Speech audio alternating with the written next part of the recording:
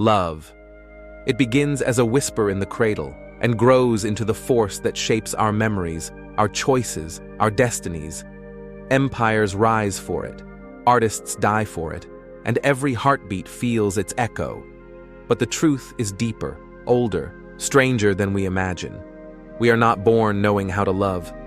We learn it, slowly, painfully, beautifully, from the world, from each other, and from the parts of ourselves we rarely understand. So the question is not why we love, but how. How does a fragile, frightened human being learn the greatest skill our species has ever known? The first lesson: touch. Before we speak, before we understand, before we even know we are alive, we feel. A newborn enters the world blind, cold, disoriented, a creature of instinct searching for warmth. And then, a hand, a heartbeat, a voice humming a forgotten song. Scientists call it attachment, but to the infant, it is the first language of love, not in words, but in presence. Every gentle touch teaches the brain a truth: the world can be safe. Every held breath against a parent's chest teaches the body another truth: I matter. From the very beginning, love is shaped by what holds us together, or what doesn't. A child raised in warmth learns that connection is life. A child raised in fear learns that connection is danger. The world knows this lesson well. It echoes in every lover afraid of abandonment, every adult who struggles to trust, every human who has built walls to protect a heart no one protected. Love, before anything else, is memory, and some memories burn deeper than blood. The maps we inherit. As we grow, our brains begin constructing what psychologists call internal working models, maps of love built from past experience. If love was consistent, our map is steady. If love came with harm, our map is cracked. If love disappeared without warning, our map becomes a labyrinth. These maps follow us into friendships, into romance, into every "I love you" we whisper decades later. Children who were soothed learn to soothe. Children who were ignored learn to stay silent. Children who were threatened learn to fight or flee even when there is no threat. And so, the first answer to our question, how do we learn to love, is heartbreakingly simple. We learn from how we were loved. Not perfectly, not permanently, but deeply. Yet this is not the end of the story, because humans are not trapped by their maps. We are shaped by them, and then we have the power to redraw them. The second lesson: I and you. In childhood, love is survival. But as we step into adolescence, love becomes identity. We begin to ask, who am I, when reflected in the eyes of others? Am I worthy? Am I seen? Am I enough? Friendships become sacred. First crushes feel mythic. Every emotion is enormous, a tidal wave crashing over an underdeveloped shore. Human beings learn to love by discovering themselves through others. This is why heartbreak in youth hurts so intensely. Because we are not just losing a person, we are losing the version of ourselves we saw through them.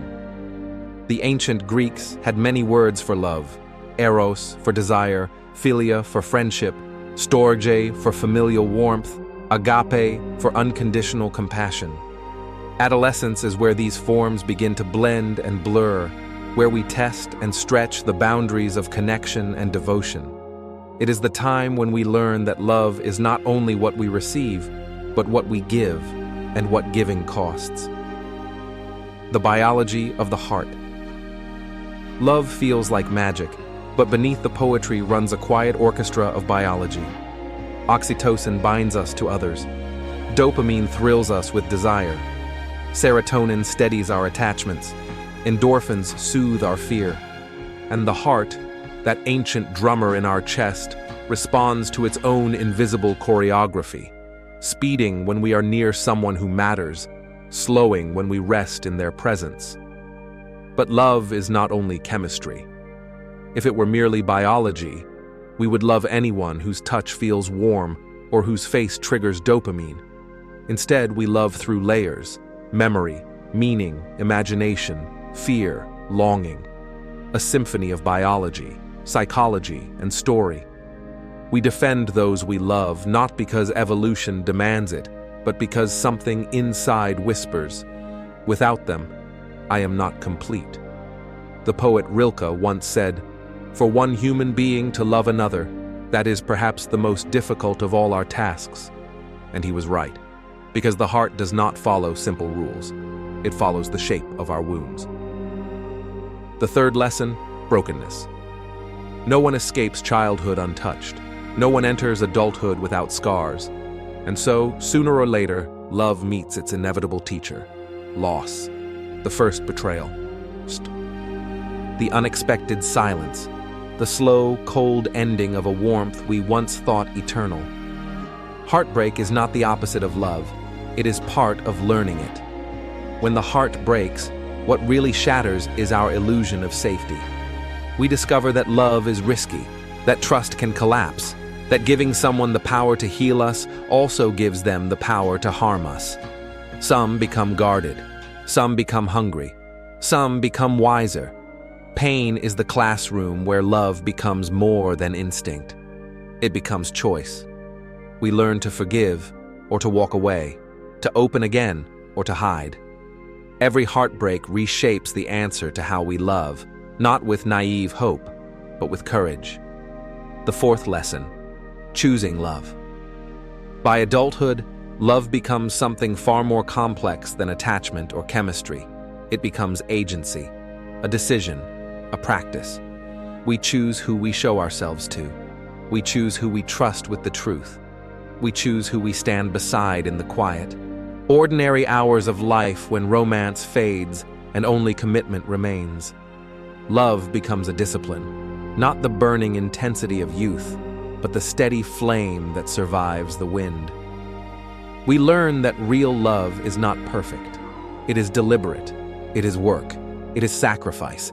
It lives in the mundane, the patient conversation, the apology spoken through tears, the willingness to stay when leaving would be easier. In choosing love, we discover an unexpected truth. Love is not something that happens to us. It is something we create. The fifth lesson: seeing the other. Every mature love reaches a moment when fantasy falls away and we face the real person in front of us, with their history, their fears, their flaws. It is here that the deepest form of love emerges: empathy. To love someone truly is to understand their inner world without trying to control it. It is to witness their pain without fixing it. To honor their autonomy even when it challenges our own needs. To love is to say, "I see you, not as I wish you were, but as you are." This is the hardest lesson, because it demands that we release our illusions, our ego, our expectations, and replace them with compassion. Real love is not possession, it is recognition, the love we give to ourselves. Yet there is one more lesson, one the ancient philosophers and modern psychologists agree upon more than any other. We cannot fully love others until we learn to love ourselves. Not because we must be perfect, but because self-love is the foundation of healthy connection. The person who hates themselves becomes jealous, anxious, dependent. The person who ignores themselves becomes exhausted, resentful, hollow. But the person who honors themselves can offer love without fear of losing identity. Self-love is not indulgence, it is stability. It is boundaries, rest, honesty. It is learning to hold your own heart with the same tenderness you offer someone else's. The ancient and future question. Every generation, every culture, every age has asked the same question. How do we learn to love? Ancient myths taught love through sacrifice. Medieval poets taught love through longing. Modern psychology teaches love through healing. And now, in a world shaped by distance, speed, and digital illusion, we are learning once again what love requires: time, presence, vulnerability, courage. Technology connects millions, yet isolates the individual. We swipe through faces without touching souls. We like more often than we listen. And so the skill of loving, truly loving, has never been more important. Because in a civilization of noise, love is the quiet truth that reminds us we are still human. The final lesson, becoming love. Love is not just an emotion we chase. It is a transformation we undergo.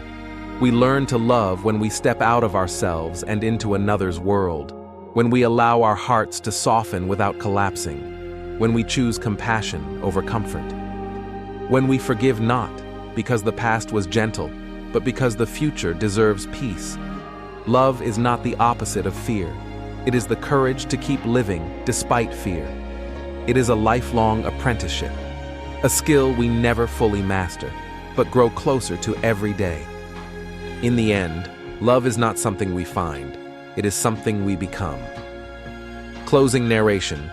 So, how do we learn to love?